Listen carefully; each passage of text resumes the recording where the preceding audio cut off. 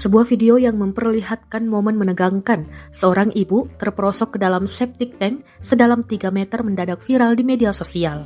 Rekaman tersebut diunggah akun Instagram @smartid pada Selasa 14 Oktober 2025 dan langsung menarik perhatian warganet karena situasi tak terduga yang menimpa sang ibu.